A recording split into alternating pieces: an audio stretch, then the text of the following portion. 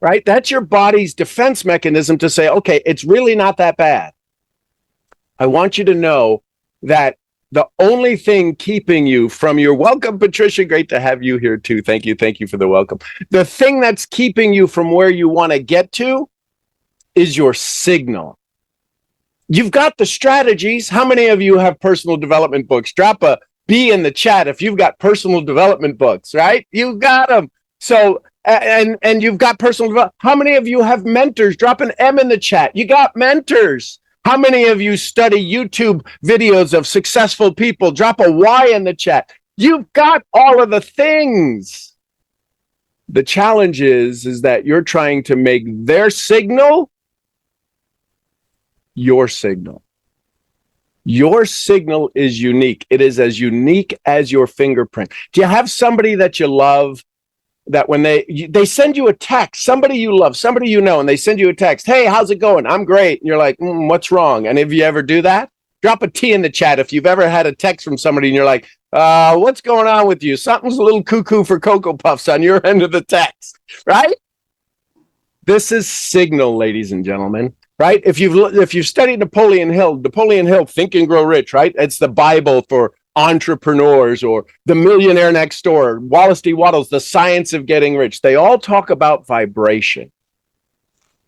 And in studying vibration for the last 4 decades, what I found is that you may speak words that you have learned, words you have remembered. Your frequency is always at your core. And here's the thing. Is it okay if we have a kind of a leadership conversation here? Drop an L in the chat if it's okay if we speak leader talk, okay? Because your job is to motivate people. Your job is to inspire people. Your job is to have a conversation with people to help them have more of what they want and less of what they don't, which means as a leader, as an entrepreneur, you're going to have to say to them something they've never heard before to get them to do something they've never done before, which requires them to think a way they've never thought before and feel a way they never felt before. So every one of you is going to inspire somebody to feel a new way, think a new way, do a new way, and arrive at a new result. Do you realize that's a recipe for disaster for the average person? So this idea of signal, this idea of addiction to approval, this idea of why am I not succeeding was wired into you before you could speak.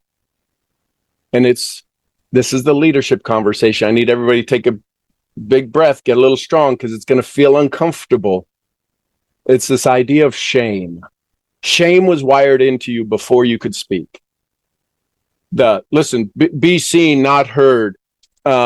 This idea of shame is part of who you are. Shame was taught to you by I'm the baby of the family. Any babies in the family here? Any of the youngest ones here, right? You were the baby of the family. We used to get away with murder, we were told, all of this stuff. You were programmed by all of the people in your family.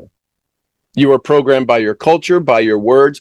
As somebody who's on the Self-Talk Institute, barely made it through high school, and I'm a teacher, I'm a faculty member of the Self-Talk Institute with Dr. Shad Helmstetter.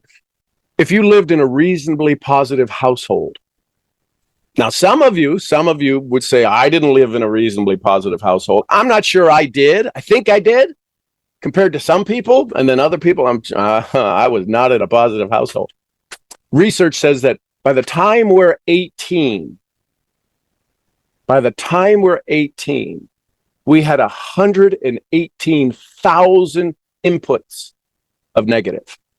You're not good enough. You're not tall enough. Why aren't you like your brothers? You're not like your cousin Sally. Why aren't you like your friend down the street? All of these things. So, congratulations on overcoming all of that. Anybody know Joseph McClendon? Joseph McClendon III, he does a lot of work with Tony Robbins. So Joseph McClendon right, has this thing that he teaches everybody. That's where I learned my neuroencoding from, is from Joseph McClendon. He says, JM3 yourself. So all of you here this morning, I want you to JM3 yourself. Give yourself a little pat on the back. Come on, I'm watching the cameras. I see Sayadun. There we go. No, somebody's doing it with both hands. I think that might be Patricia. Way to go. Listen, here's the point. Did you all giggle a little bit just then?